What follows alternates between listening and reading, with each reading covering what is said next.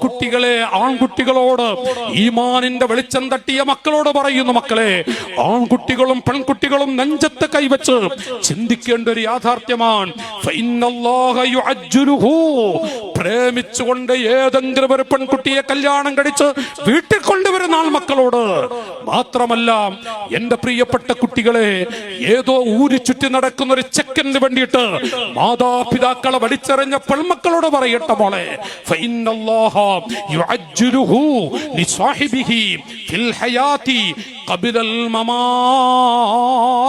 അല്ലാഹു ആൺകുട്ടികൾക്കും പെൺമക്കൾക്കും ജീവിതത്തിൽ വെച്ച് തന്നെ മരിക്കുന്നതിന് മുമ്പ് ഇവിടെ വെച്ച് തന്നെ കൊടുക്കേണ്ടത് കൊടുക്കും. എല്ലാം നശിക്കും. ആ പെണ്ണ് വേറൊരുത്തനെ തേടി പിടിച്ചു പോകും. ഈ ചെക്കൻ ഇവളെ മരിച്ചെറിഞ്ഞുകൊണ്ട് വേറെ പെൺകുട്ടിയെ തേടി പിടിച്ചു നടക്കും. അവസാനം എല്ലാം നഷ്ടപ്പെടുന്നൊരവസ്ഥ. മരിച്ചെങ്കിൽ മരിക്കാൻ വല്ല വഴിയുണ്ടോ എന്ന് ചിന്തിക്കുന്ന അവസ്ഥകൾ, ഈ ഗതികേട് വരെ വരുമെന്ന് മഹാന്മാർ വിവരിക്കുന്നുവെങ്കിൽ ഞാൻ എന്തിനാണ് സഹോദരങ്ങളെ SSFന്റെ മക്കൾ സംഘടിപ്പിച്ച ഈ മജ്‌ലിസിൽ ഞാൻ പറഞ്ഞപ്പോൾ നബിത്തങ്ങൾ പറഞ്ഞുപോയ 2-3 ഹദീസുകൾ അങ്ങ് വായിച്ചു പോയതാണ്. വേദനാജനകമായൊരു സമയം, വിഷമകരമായൊരവസ്ഥ, ഒരു പ്രശ്നമേ ഇല്ല.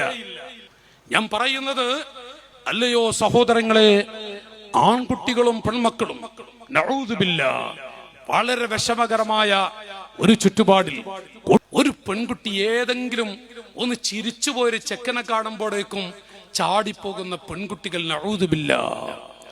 അതിലേറെ വിഷമം 3-4 കുട്ടികളുള്ള പെണ്ണ് വരെ ചാടിപ്പോകുന്നു. ആരുടെ കൂടെയാ പോകുന്നത്? 5 മക്കളുള്ള മനുഷ്യന്റെ കൂടെ. അവനൊന്ന് ചിരിച്ചിട്ടേ ഉള്ളൂ.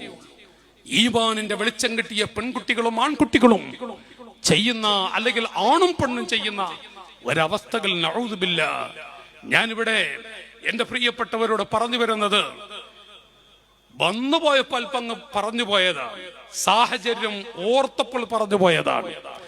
എന്റെ പെൺകുട്ടികളോട് ഞാൻ ഒന്നുകൂടെ ആവർത്തിക്കുന്നു, മോളെ, അല്ലാഹു നിങ്ങൾക്ക് അഭിമാനം നൽകിയിട്ടുണ്ട്. പക്ഷേ മാതാപിതാക്കളെ വലിച്ചെറിഞ്ഞിട്ടാവരുത്.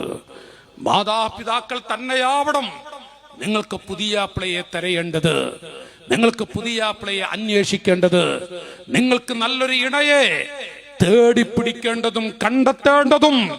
മോളെ, നിങ്ങളുടെ ഉമ്മ തന്നെയാവണം. മോളെ, നിന്റെ വാപ്പ തന്നെയാവണം. അതിലൂടെയാണ് ബറക്കത്തുള്ളത് മോളെ, അതിലൂടെയാണ് ജീവിതമുള്ളത്. മറ്റുള്ളത് വേറെ ഒരുത്തിയെ, വേറൊരുത്തനെ കാണലോടെ എല്ലാം കഴിഞ്ഞു പോകും. അത്